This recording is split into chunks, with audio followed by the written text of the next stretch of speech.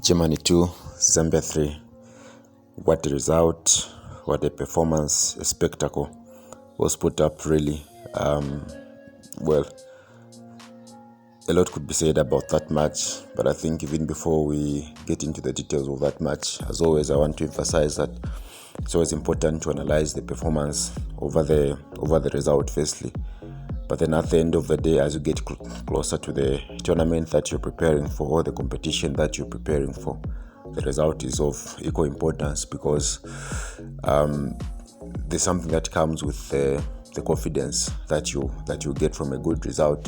And so you'd want to ride on that wave and also get into a competition with good belief. So from that perspective, good result as well. In analyzing the performance, I think even beyond the game against Germany, it's important that we look at the European tour, if we could put it that way. In the 3 matches that Zambia has played against the Republic of Ireland, Switzerland, and indeed Germany, they scored 8 goals and also did allow 8 goals. So, winning one, drawing the other, and losing the other. Is it what was expected? Is it what was, planned for? Maybe only the handlers of the team will tell us that, but from where we stand, from where I stand, I think we would say that the matches give us an indication of what to expect from the Copa Queens getting into the tournament. Now, when you analyze the 3 matches, when you look at the setup, I think in the first 2 matches against Ireland and also against Switzerland, the team was set up to play what you would almost say like an open game with a lot of emphasis on attack. But then in the match against Germany, we saw a change of approach. Really, the team was set up to be, keep a defensive shape, a sound defensive shape, engaging, a low block at times, sometimes, a medium press, if you like.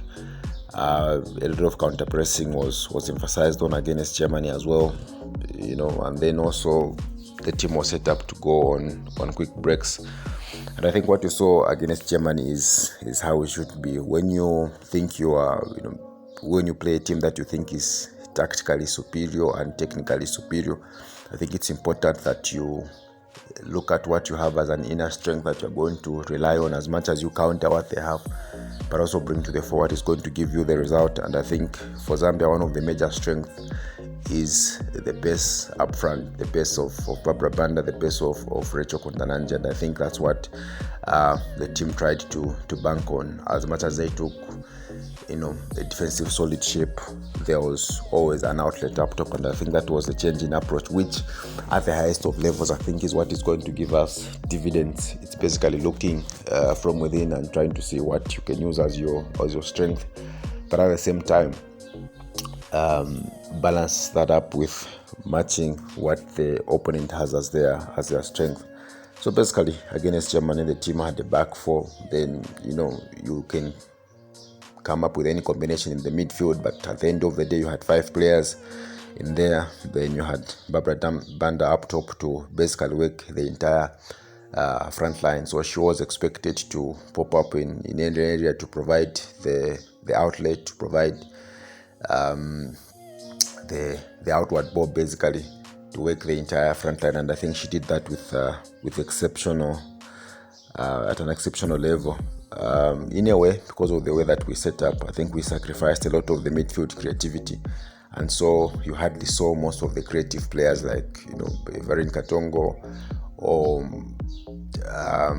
Avil Chitundo on the ball, but most of the time you saw them engaging a lot of the marking, sometimes not really physical, but just taking care of the right spaces. And so we had to sacrifice our midfield creativity for us to play the way that we needed to play, because we were not expecting to have most of the ball. And so most of the times it was basically you win the ball 2-3 touches and then you try and find the out ball with Barbara Banda. And I think that was the game plan, and which, when you consider all things now, I think worked pretty well. So the shape basically, I think, was very well executed defensively. I think we were aggressive, enough, and also got into the right pockets as far as marking is concerned. So you saw what you would refer to like a chain, when one went out of the pocket to basically put pressure on the ball, you had someone covering the right pockets, and a lot of running was engaged in really. As far as the press, I think the press was very okay, but maybe not as effective as you may want it to be. And so I think that is an area that still needs improvement. Sometimes you saw players go for the lone press, but the problem with the lone press is that when you go alone without anyone else providing backup, then you might as well not do it, because certain areas are still left unattended. The counter press was very well executed actually. So the counter press is basically you lose the ball right there and then you put pressure, and I think from there on we saw 2 goals. That was, I think, the first goal was from such a development. Kundananji wins the ball back, plays in Barbara Manda, who goes on to finish. You could say the same about the second goal as well. Another counter press, then a chance is developed from there. So very well executed. The other key component of the match was going on the quick breaks, and I think those were executed very well. We saw the second goal and the third goal come from the same in terms of the quick breaks. And so when you look at the basic components of performance as far as the physicality was concerned, I think the team yesterday against Germany last night showed a lot of very good endurance, but then toward the end of the match, especially the moment that we conceded the first goal, I think you saw the girls kind of tired a little bit, but overall I think it was a much better improved performance physically. Tactically, I think we used what is our strength, like I had indicated earlier on. We tried to use the pace of Barbara Banda, tried to use the quickness that we have in the squad, and I think that is a key weapon that we must be able to rely on. Technically, in some instances we were okay, but then sometimes I think we let ourselves down. When you look at the 2 goals that we conceded, they were conceded in the similar fashion. Crosses whipped in, and we failed to defend. I think there wasn't immediate pressure on the ball at the first post, and so it makes it easier for the opponent. We conceded in the similar fashion from crosses coming into the box, and I think that is also another area that needs improvement. Mentally, I think we were good on the day. We started very well and basically played like a team that believed that we could win that match, but then towards the end of the match I think we kind of struggled a little bit. Yes, there was an improvement, but I think we still struggled towards the end of the match mentally. As soon as we conceded the first goal, yes, you saw a mini meeting between the players, but then after that we still saw a team that kind of showed that they had a bit of doubts in themselves, especially as far as defending is concerned.